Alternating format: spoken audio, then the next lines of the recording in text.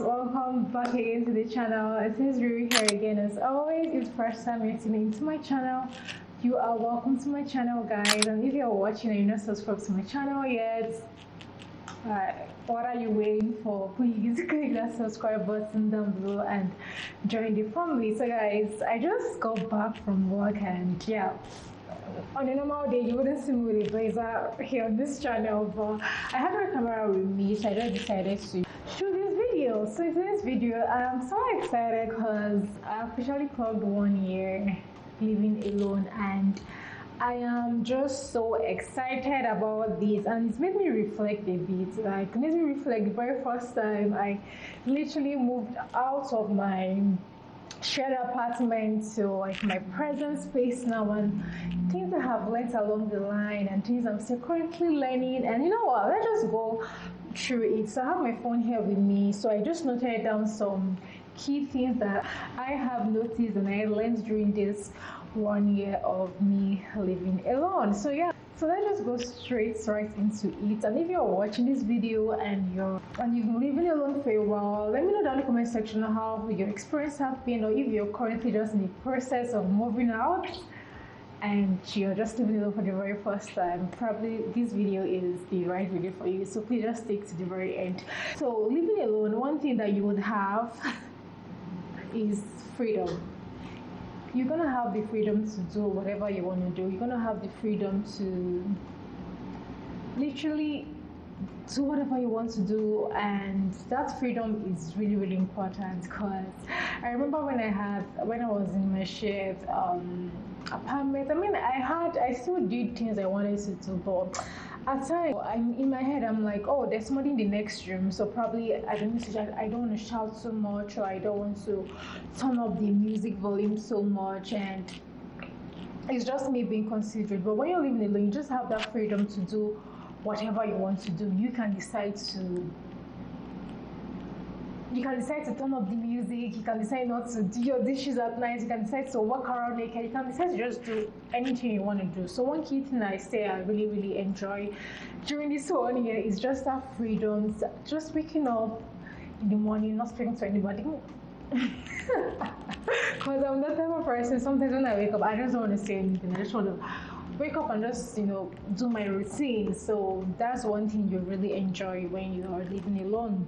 And one other thing I would say is you learn new things about yourself. Guys, I have learned so many new things about myself just this period of living alone. Things that are like how I like my food, how I like my space to be, and things I'm being drawn towards now. I remember initially when I moved in earlier, I wasn't really into interior decor. Like literally my apartment now, you will see nothing much around aside my plants. But along the line, I got to realize, oh, okay, I think I would want to put up more wall art. I think I want to buy more plants. I think I want to invest in more home fragrance. So these are the kind of things you just learn about yourself, the things that you like. And another thing I would say is that you would also learn how to, probably if you do not cook before, if you don't cook, you're not gonna eat. So for me, I sometimes saw myself trying out new recipes I haven't tried before, because it's my space. I have the kitchen to myself to do whatever I want to do. So I sometimes saw myself trying out new recipes. So this is something I would say is really, really essential, and you should just enjoy this whole process. Enjoy the process of learning new things about yourself. Guys, there's something I really want to point out is, when you've lived alone for quite a number of time, you cherish your space, you cherish the peace and the quiet. And sometimes when, I don't know how to put this, okay, let me put it this way. So when you lived alone for a while, you love your peace and quiet. So probably when someone says, oh, I'm coming to see you, I'm coming to visit you, in your mind you're like, yeah, this is your friend, yeah, you enjoy them visiting. But another side of, let me personalize this now. Another side of me is like, okay, please, when are you going to go? And I don't mean this from a bad angle. It's just, I don't know. I think I was just speaking to a friend of mine recently about this. Like, it is real. Like I cherish my alone time now. I cherish my space. I cherish my me time. So even when someone comes to see me in my head, I'm like, you don't have to please don't say you're not gonna say for so long, okay? Because I love my routine. I love my space. I just love doing things a certain way. So when someone else is there in my particular space, it just kind of alters things a little bit for me, and I do not like that. So it's a bad thing and it's a good thing at the same time. But one thing my friend told me is that I just need to learn how to adjust. Because if you have friends or family visiting just for a short period of time, it's just a short period of time, okay? I'm not gonna die, yeah? So I just need to learn how to adjust myself during those phase and just adapt and just still do my routine one way or the other. But also, you still have that say in number of, okay, if you have somebody visiting you, be a friend or family or whatever, it's up to you if you want them to stay for a particular number of days. It's just, I mean, it's your apartment, it's your house, it's your space, so it's up to you to dictate the rules. So if you're not comfortable with something, if something doesn't sit well with you, please do speak up, because at the end of the day, this is your space, okay? And this also goes vice versa. If you're visiting somebody else and this person has some stipulated rules, probably the number of days you could stay, or this person likes his or things in certain way, it is your space and you just have to respect that. So that is how it works, okay? And one other thing I would say that I learned during this period, and I've seen this question a whole lot in social media, is how do you take care of yourself when you're sick and you're living alone? So I remember one time vividly well, I was literally so sick. And I was alone at home that day. But I thank God, one thing that I did was immediately I noticed, like, I knew my body wasn't well. I knew there was something wrong with me somewhere. So one thing I made sure I did was immediately called an Uber, because I said I wasn't going to drive.